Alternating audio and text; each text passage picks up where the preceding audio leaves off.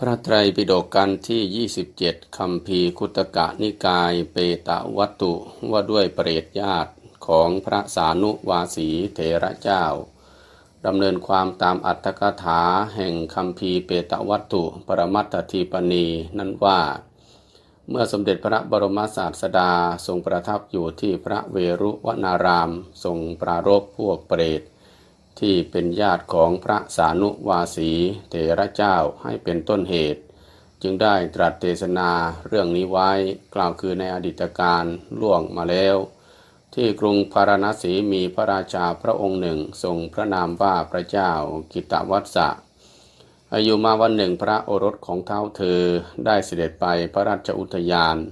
เวลาเสด็จกลับก็ได้พบพระปัจเจกพุทธเจ้าพระองค์หนึ่งทรงพระนามว่าพระสุเนศเที่ยวบิณฑบาตแล้วก็ออกจากเมืองไปก็เกิดความริษยาเครียดแค้นขึ้นว่าอย่างไรสมณะศีรษะโลนนี้จึงไม่ไหว้เราจึงลงจากช้างแล้วก็ถามว่าท่านได้บิณฑบาตบ้างหรือแล้วก็แย่งเอาบาตรจากพระหัตถ์ของพระปัจเจกโพธิมาฟาดลงกับพื้นดินลำดับนั้นพระราชกุมารผู้นั้นผู้มีจิตคิดร้ายต่อพระปัจเจกพุทธเจ้าผู้ซึ่งแลดูด้วยตาอันประกอบด้วยพระกรุณานั้นแล้วจึงกล่าวขึ้นอีกว่าท่านไม่รู้จักเราว่าเป็นโอรสของพระเจ้ากิตวัสสะหรือท่านแลดูเราจักทำอะไรแก่เราได้ว่าดังนี้แล้วก็เดินไปขณะที่เดินไปนั่นเองแล้วก็ได้เกิดความเร่าร้อนขึ้นทั่วตัวเหมือนกับความเร่าร้อนในนรกมีร่างกายอันเร่าร้อนใหญ่ถึงซึ่งทุกขเวทนากล้าแข็งแล้วก็ตายไปตกอเวจีมหานรกเวลาตกลงไปในอเวจีมหานรกนั้นก็ได้พลิกคว่ำพลิกหงายตะแคงซ้ายตะแคงขวาลงไปแล้วก็ไปถูกไฟไหม้อยู่ถึง 84,000 ปีเวลาพ้นจากอเวจีมาแล้วก็มาเกิดเป็นเปรตอดอยากอยู่ตลอดกาลนานหาประมาณไม่ได้พอมาถึงครั้งพระพุทธเจ้าของเราทั้งหลายนี้ก็ได้มาเกิดในบ้านพวกหาปลาใกล้กับกุลที่นครเขาก็ระลึกชาติหนหลังของเขาได้เพราะฉะนั้นเขาจึงระลึกถึงทุกที่เขาเคยได้รับมาแล้วได้เวลาเขาเติบโตขึ้นเขาก็ไม่หาปลากับพวกญาติเพราะกลัวบาปเมื่อพวกญาติจะไปหาปลาเขาก็หนีไปซ่อนอยู่อีกที่หนึ่งหรือว่าหนีไปอยู่ที่อื่นต่อมาภายหลังเขาก็ได้ทำลายเครื่องหาปลาของพวกญาติส่วนปลาเป็นเขาก็เอาไปปล่อยในน้ำพวกญาติก็ได้เห็นการกระทำของเขาอย่างนั้นก็ไล่เขาออกจากบ้านไปพี่ชายคนหนึ่งของเขาก็นึกเมตตากรุณาคราวนั้นพระอานนท์เถระเจ้าอยู่ที่ภูเขาสานุวาสใกล้กุลทินครบุตรของพวกหาปลานั้นเวลาถูกพวกญาติไล่จากบ้านแล้วก็เที่ยวไปในที่ต่างๆจนกระทั่งไปถึงที่นั้นได้ไปหาพระเถระเจ้าในเวลาฉันอาหารพระเถระเจ้าก็ได้ถามเขาทราบว่าเขาอยากจะบริโภคอาหารจึงให้อาหารแก่เขาเวลาท่านฉันอาหารเสร็จแล้วท่านก็ถามพฤติการทั้งปวงแล้วก็แสดงธรรมให้เขาฟังพอเห็นว่าเขามีใจเลื่อมใสแล้วก็จึงถามเขาว่าจักบวชหรือไม่เขาตอบว่าจักบวชพระเถระเจ้าก็ให้เขาบวชแล้วก็พาไปเฝ้าพระพุทธองค์ลำดับนั้นพระพุทธองค์ก็จึงตรัสว่าอานนท์เธอควรอนุเคราะห์สามเณรนี้พวกสามเณรนั้นเป็นผู้มีลาภน้อยเพราะไม่ได้ทำบุญกุศลไว้เมื่อพระพุทธองค์จะทรงอนุเคราะห์สามเณรนั้นก็จึงตรัสสั่งให้ตักน้ำให้ภิกษุทั้งหลายพวกอุบาสกได้เห็นสามเณรตักน้ำไว้ให้ภิกษุทั้งหลายก็มีใจเริ่อมใสศรัทธาได้เริ่มจัดอาหารถวายเป็นประจำแล้วก็ได้จัดอาหารอย่างมากทีเดียวต่อมาภายหลังเมื่อสามเณรนั้นอุปสมบทแล้วเมื่อสามเณรนั้นอุปสมบทแล้วก็ได้สำเร็จพระอรหันต์ได้ไปอยู่ที่ภูเขาสานุวาสีกับภิกษุ12 องค์พวกญาติของพระเถระเจ้าองค์นั้นมีประมาณ500 คนไม่ได้ทำบุญกุศลอันใดไว้มีแต่ความตระหนี่เหนียวแน่นฆ่าสัตว์ตัดชีวิตเป็นต้นเวลาตายแล้วก็ได้ไปเกิดเป็นเปรตส่วนบิดามารดาของพระเถระเจ้าองค์นั้นก็ละอายใจด้วยคิดว่าเมื่อก่อนเราได้ไล่พระเถระเจ้าองค์นี้ออกจากบ้านจึงไม่กล้าไปหาได้ให้แต่พี่ชายไปหาพอพระเถระเจ้าเข้าไปเที่ยวบิณฑบาตพี่ชายก็คุกเข่านั่งลงก กับพื้นดินยกมือขึ้นไหว้แล้วบอกว่ามารดาบิดาของท่านคิดถึงท่านเป็นต้นพระธรรมสังฆาหากะเถระเจ้าทั้งหลายได้กล่าวข้อความเรื่องนี้ไว้ว่าพระเถระเจ้าผู้ที่อยู่ในเมืองกุนทินครซึ่งอาศัยอยู่ที่ภูเขาสานุวาสีผู้อบรมอินทรีย์ไว้แล้วเป็นอันดีนะผู้ที่ชื่อว่าพระโปฏฐปาทะเถระเจ้ามีอยู่มารดาบิดาและพี่ชายของพระเถระเจ้าองค์นั้นได้ทำบาปกรรมไว้แล้วก็ได้ไปเกิดเป็นเปรตทนทุกขเวทนาอดอยากลำบากกายไม่มีเครื่องนุ่งห่มอาหารการกินก็ไม่มีแต่ความทุกข์ร้อนหิวกระหายอยู่เป็นนิดแต่ไม่กล้าจะไปหาพระเถระเจ้าองค์นั้น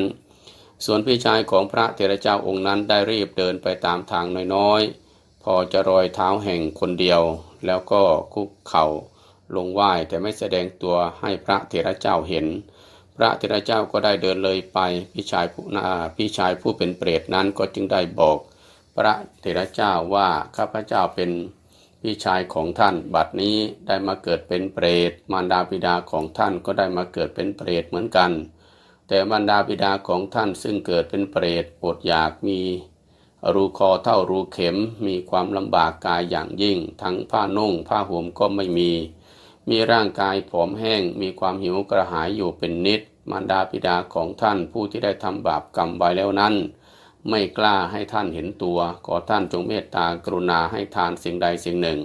แล้วก็แผ่ส่วนบุญให้พวกข้าพเจ้าด้วยเถิดพวกข้าพเจ้าที่ได้ทำบาปกรรมไว้จึงจักได้มีความสุขด้วยส่วนบุญที่ท่านแผ่ไปให้พระเถระเจ้าได้ฟังดังนี้แล้วก็เที่ยวบิณฑบาตแล้วก็นิมนต์พระภิกษุ12 องค์ให้มาประชุมกันบอกว่าข้าพเจ้าจักถวายทานแก่สงฆ์เพื่ออนุเคราะห์พวกญาติครั้นถวายทานแล้วก็ได้แผ่ส่วนบุญให้ว่าขอผลทานนี้จงมีแก่พวกญาติของข้าพเจ้าจงให้พวกญาติของข้าพเจ้ามีความสุขเถิดพอพวกญาติได้อนุโมทนาเข้าน้ำโภชนาหารอันสะอาดดีงามก็ได้เกิดแก่พวกญาติลำดับนั้นพี่ชายของพระเถระเจ้าผู้กลายเป็นเทพบุตรมีรัศมีสวยงามจึงได้แสดงตัวให้เห็นแล้วก็บอกว่าข้าแต่พระผู้เป็นเจ้าพวกข้าพเจ้าได้อาหารบริบูรณ์แล้วแต่ยังเปลือยกายอยู่ทำอย่างไรพวกข้าพเจ้าจึงจะได้ผ้านุ่งห่มขอท่านจงทำอย่างนั้นพระเถระเจ้าก็ได้ไปเที่ยวเก็บผ้าตามกองหยากเยื่อมาซักฟอกให้ดีแล้วก็ถวายแก่สงฆ์แล้วก็แผ่ส่วนบุญไปให้ว่าขอผลทานนี้จงมีแก่พวกญาติของข้าพเจ้าก็จงให้พวกญาติของข้าพเจ้ามีความสุขเถิดขอพวกญาติที่ได้อนุโมทนาก็มีพอพวกญาติได้อนุโมทนาก็มีผ้าทิพย์เกิดขึ้นพวกญาติได้นุ่งห่มผ้าทิพย์แล้วก็ไปแสดงตัวให้พระเถระเจ้าเห็นแล้วบอกว่าผ้าในแว่นแคว้นพระเจ้านันทราชก็ยังไม่มากเท่าผ้าของพวกข้าพเจ้าเพราะผ้าของพวกข้าพเจ้าซึ่งเป็นผ้าไหมผ้าขนสัตว์แล้วก็เป็นผ้าป่านผ้าได้ซึ่งมีค่ามากยังมีมากกว่านั้นอีก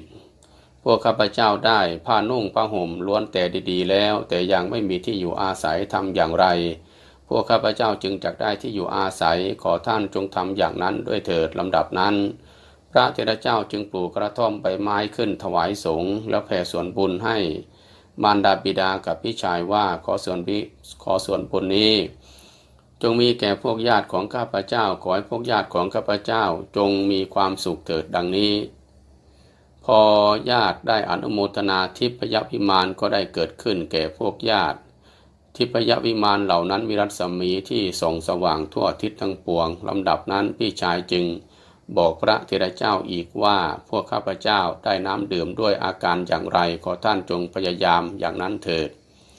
พระเถระเจ้าได้ตักน้ำถวายสงฆ์แล้วก็ส่งส่วนบุญไปให้ว่าขอผลบุญนี้จงมีแก่พวกญาติของข้าพเจ้า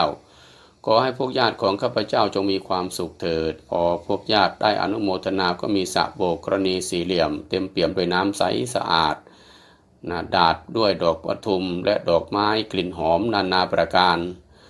ทั้งมีน้ำเย็นใสมีท่าราบเป็นอันดีเกิดขึ้นแก่พวกญาติพากันลงอาบน้ำในสระโบกกรณีนั้น